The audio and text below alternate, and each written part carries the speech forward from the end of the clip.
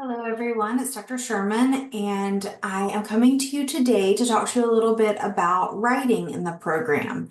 So, I have a short PowerPoint to share with you, and then I'm also going to show you some resources. So, let me navigate there now.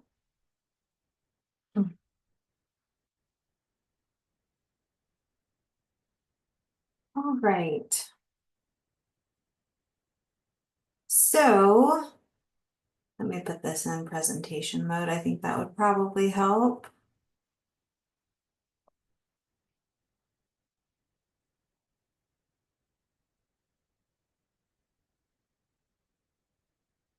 There. Hopefully, that looks better. So this is your clinical mental health counseling guide to APA writing. And the reason that I am recording this for you today is because as we have progressed through multiple cohorts now in the program, we've noticed sort of a theme around students really struggling with writing. And we want you to be successful in writing in the program, but also learning to be a professional writer as you move through your career. There are lots of things you'll need to write as a LPC, and those include case notes, reports, court reports. It could include worksheets or other things you're doing. Like if you're serving as a supervisor, you may need to write summaries. So I think that writing is an essential skill, and we want you to be able to write at a master's level. And also, we understand that many of you have not been in school for a good while, and so we want to help you kind of get your confidence back around writing and make sure that you have what you need to be successful. And so, hopefully, this video is a good start in working on that with you. So, I'm going to talk about some of the common pitfalls in writing, of course. I'm going to talk a little bit about AI. I will cover your responsibilities and some of the consequences. And then also, and what I'm hoping will be a large part of this video, will be just sort of touring the resources with you that we have to offer so that you will be able to lay your eyes on them and become more familiar. So, some common pitfalls, and it may be helpful for you to take notes during this. If not, that's okay. You can watch it as many times as you'd like. But the first one I want to talk about are citations. So, it's hard to find citations, specifically peer-reviewed citations. And we do expect you to use peer-reviewed journal articles in a good bit of your writing. You're probably already doing that in some of your early courses. So, where can you find citations that are legitimate and helpful and serve the purpose that you need them to serve? So, the library is a great place to start. I also like to use Google Scholar, and sometimes I will go back and forth between the two. So, I'll find an article in Google Scholar and then I'll look it up in our library. And if we don't have access to it, I can actually request access through Interlibrary Loan or ILL. And you can do that as well. And typically it only takes a day or two to get electronic articles from the ILL system. Another good thing to remember about citations are that most of the time we want to keep our citations within about 10 years from now. So we're in 2025, so we could go back as far as 2015. The exception would be if it's a foundational source. So, for instance, if you're writing about person-centered therapy, you should have a citation in there from Carl Rogers, right? Because he was the, I would say, original author who wrote about those theories. So, you can use citations that are a little bit older. You could even stretch that 10 years to maybe 15. But you want to keep most of your citations in the last 10 years, with the exception of foundational sources. It's also important to review how you cite these sources in the text, and how you cite them in the text will look different than how you cite them in your references page. The good news is APA provides a very thorough guide on how to format both in-text citations and your citations in your references page. And I will show you some places that will help you learn how to do those formats at the end of this presentation.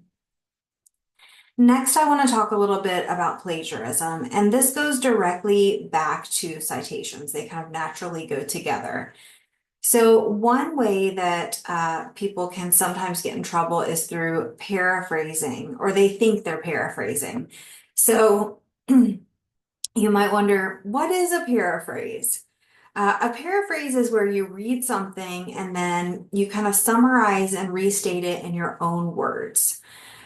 So you still need to cite a paraphrase, but you are not going to put quotation marks around it because you took ideas from another source, a journal article, let's say, and you summarized it and rewrote it in your own words. And then at the end of that writing, you would put an in-text citation for your source.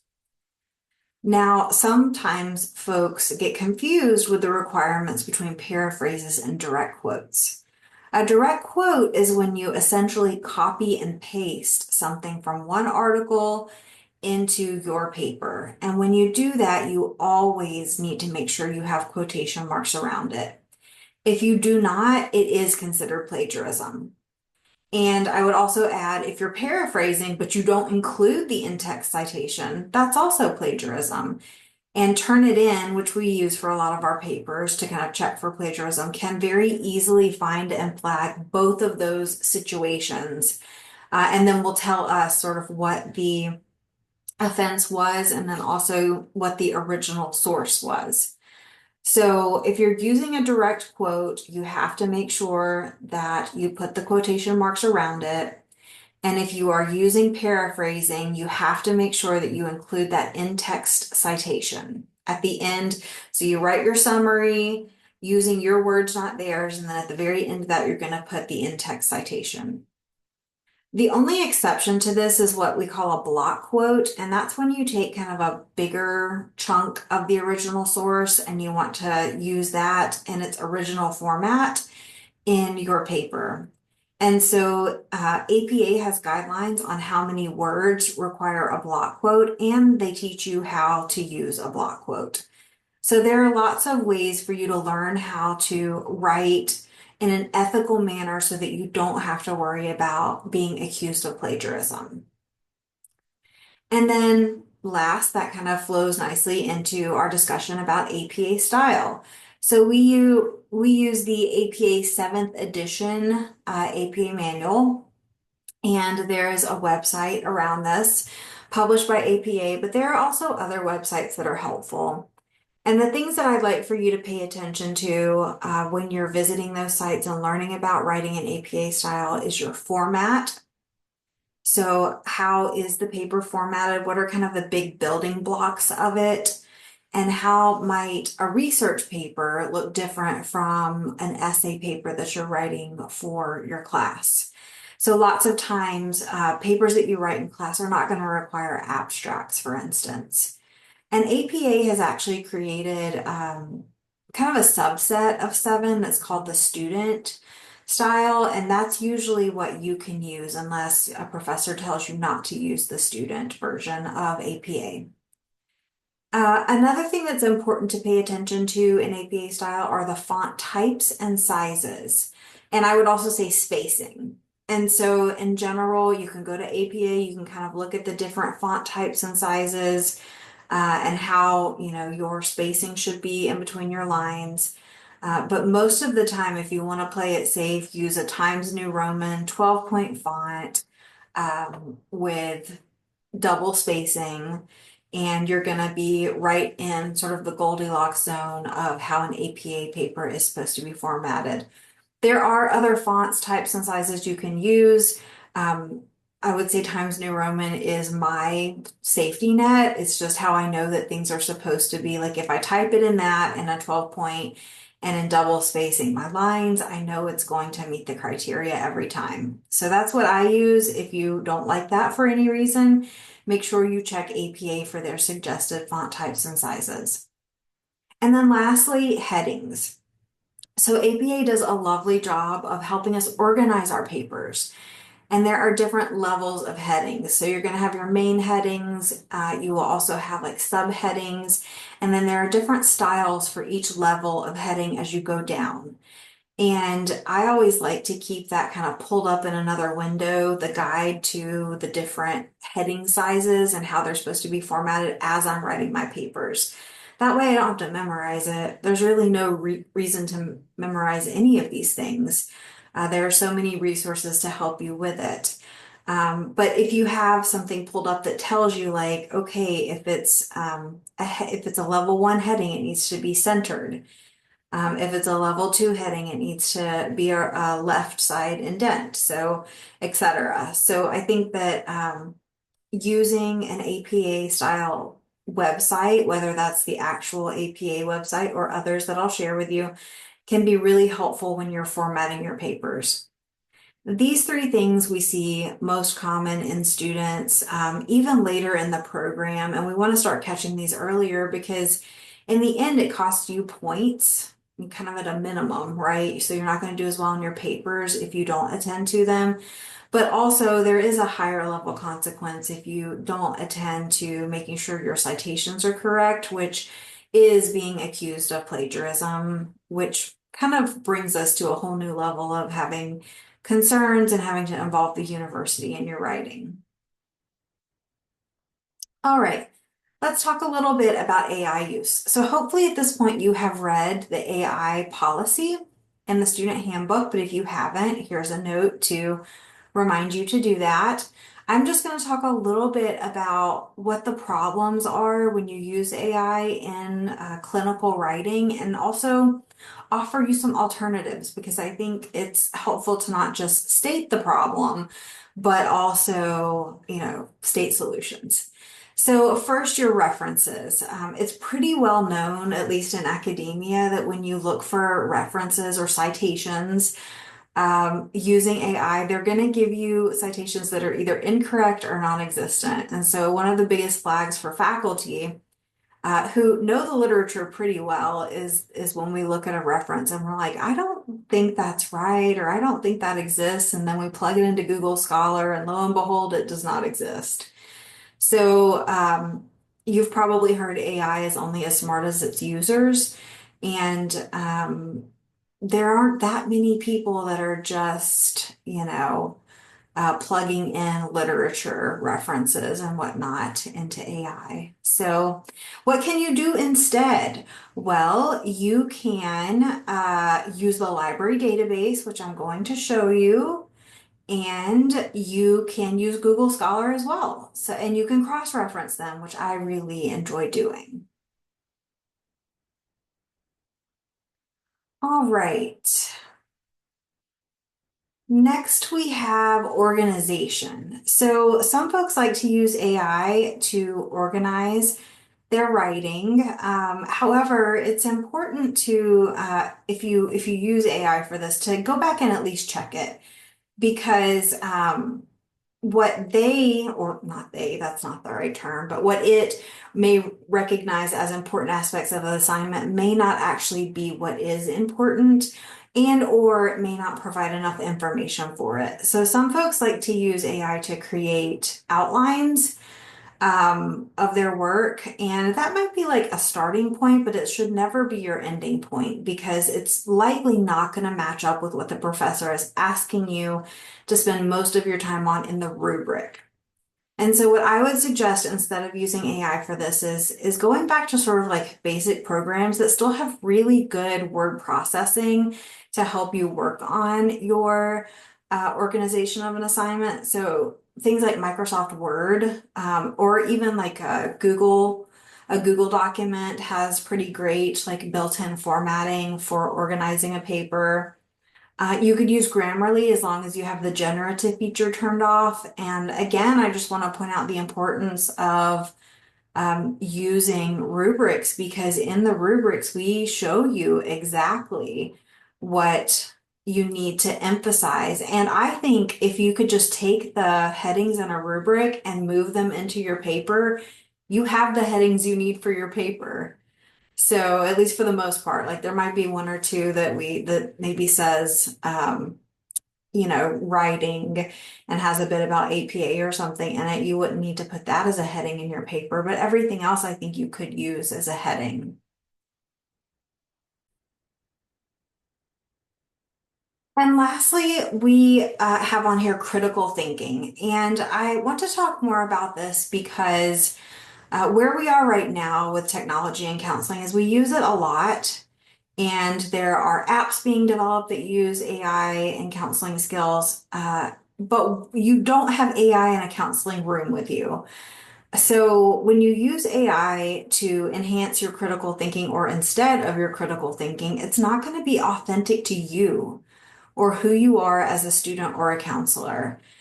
So for instance, when I ask you to do a case conceptualization and I give you the case study and then I give you the components that I want you to kind of analyze based on a case study, I need you to do the analyzing. I need to know that when this is a real client out in the world, you can figure out what should the treatment goals be, what interventions are most appropriate to use with this client based on their very complicated history, which something like AI is not going to be able to take into context. When you are working on your transcripts and you are considering, your alternative responses for things that you say during your role play sessions, you need to be the one that comes up with these alternatives. Again, that's like using that muscle of critical thinking to continue developing those skills for when you're actually sitting in front of clients. And there are lots of ways for you to strengthen this tool, like strengthen your critical thinking parts of your brain. We're going to give you tools in classes. Some of the things I often suggest for students, like if you're learning to practice skills, you can practice with your friends. You can watch a TV show, and after a character's monologue, you can pause it and create a counselor response. You can talk to your peers in the program about how they approach this type of critical thinking work and also just practice, practice, practice. We know that you will get better as you practice. And then lastly, I just want to highlight this is stated in our policy in the handbook, but any use of AI in an assignment still has to be clearly cited. So some of our assignments are flagged as you absolutely may not use AI at all. If it's not flagged as that, then we're saying that you may use it, but you should use it responsibly. And should you choose to use that, you do need to cite it either in your references, or sometimes I will have students write a comment when they turn in their papers that say, I use this type of AI for this specific thing. And that is always the responsible and ethical way to use AI for your professors to know how you used it and also to keep you accountable in your ethical use. All right. So the student expectations around writing are that you should follow the APA writing style. As I mentioned earlier, we're on APA 7. Your paper should be original and will be checked for plagiarism through Turnitin, which is a program we use through Canvas. Plagiarism may result in academic probation or dismissal. Typically, the first thing we do is the student will be written up on a SCAPE review through a faculty committee. So we don't go immediately to academic probation or dismissal. However, if it continues or it is an egregious instance, it likely will result in academic probation and possibly dismissal. You cannot misrepresent someone else's work as your own on any assignments, quizzes, tests, or coursework, and that includes the use of AI-powered language generators. So you can read more about that in our AI policy. The use of this technology to complete assignments is considered cheating. If you have any questions about that, please feel free to reach out. We can have more conversations. So a little bit more just about the consequences if you engage in academic dishonesty, which we talk about in depth both in the CMHC handbook, but also in our course syllabi. You'll be referred to a SCAPE review, and then you may also be referred to student affairs for a violation of the academic honesty code.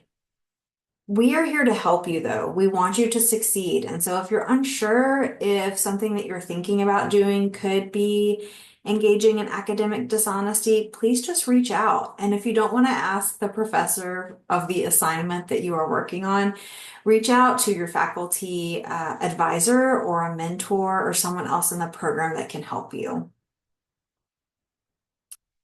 And lastly, I want to talk a little bit about our resources, and I want to show you some of those as well. So I'm going to be kind of moving between some different websites here, but I have listed them all out for you, and I will link this so that you can have access to the document with each website in it. So first, we're going to look at the CMHC Program Canvas course. This course should be in your dashboard. So when you go over here on the left side to dashboard, it should show up as the CMHC Program Canvas course.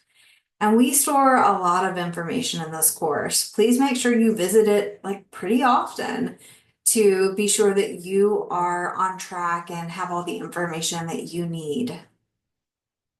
So if you go over here to modules, you'll see that first we have a lot of program documents and general information for you.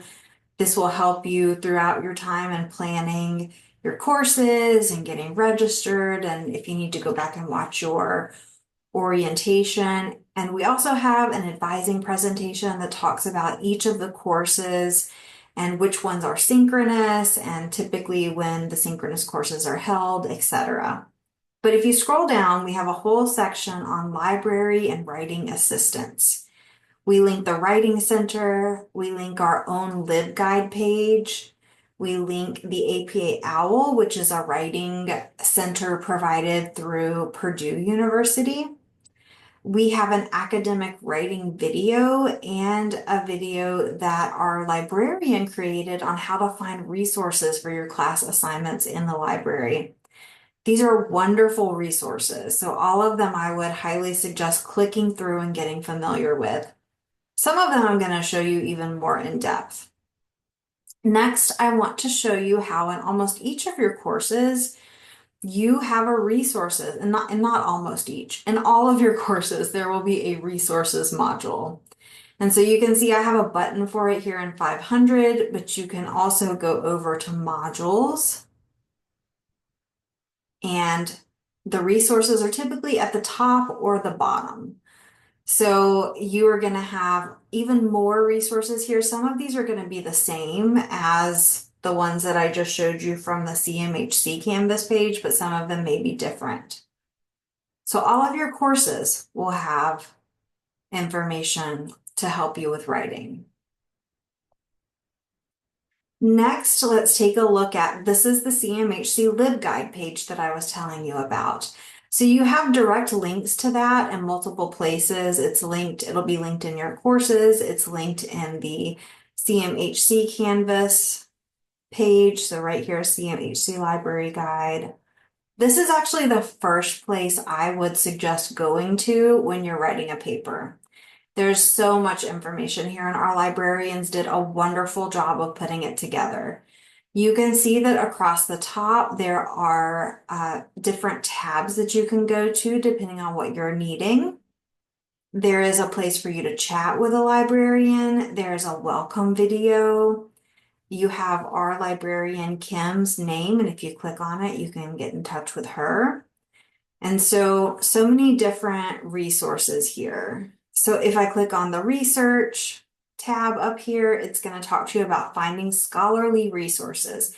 These are the peer-reviewed articles that we want you to use in your citations, and a whole bunch of information here on finding scholarly resources. And then there's a section on diagnosis, which is helpful when you take that class or have other classes where you have to diagnose, as well as the mental measurements yearbook, which we'll start using soon. There is an e-resources page. There are lots of ebooks and counseling journals linked here, as well as videos that could be really helpful in learning about different theories and skills in counseling. But we're talking about writing an APA today, so I'm going to go to this page. And again, it's a lot of links for you to kind of work through and help you understand how to write an APA style. So we have the publication manual here. We have a link to the easy guide to APA style, another APA style and citations for dummies. I'm not sure if we're going to endorse the name of that book, but it is linked here should you want to use it. And then on this left-hand side, we have the basics from APA. So many resources here. Some videos linked, great stuff. And then lastly, we have avoiding plagiarism, which has the academic honesty code in it. What is plagiarism?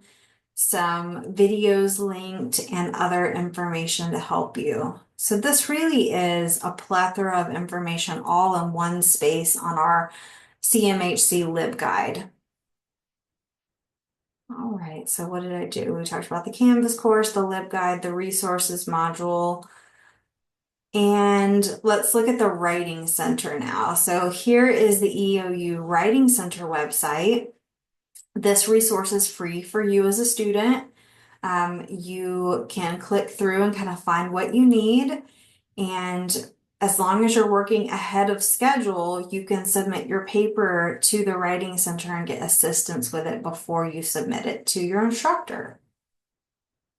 So that's a good resource. And then two more pages I want to show you. This is the actual APA style page published by the American Psychological Association. And so it can be quite helpful. You can order an actual manual here if you're you like to have that concrete book in front of you. I've had an APA book probably for every edition until this one recently. So it is quite helpful.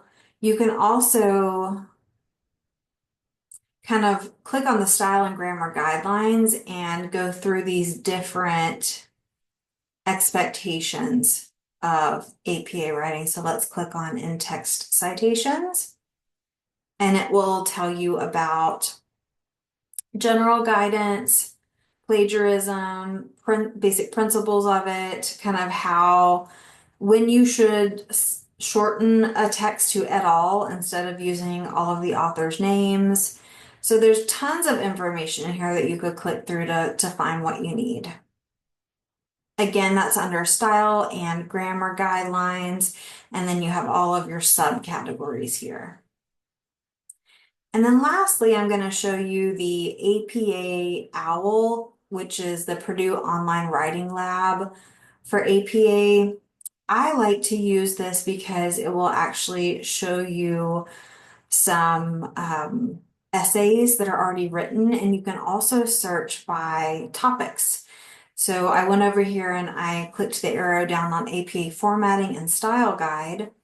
And again, so let's just say I want to learn about in-text citations. I can go there and kind of read about it, and then they give you examples. Reference lists, super helpful to learn about. Tables and figures, I probably won't need that too much, but there are so many different aspects of APA. I feel like this will give you a good overview. And then I want to highlight, if I can find it, the sample paper. Here it is, APA sample paper. So this is also a really great resource to read through. So here's the student paper. Remember earlier I said there's a different format for students. And so you can actually download this, and in the comments, it will tell you kind of how things are formatted and how it meets the APA format expectations. And so when I was learning how to write an APA, I used these sample papers all the time. It was just one of the resources that I found to be most useful.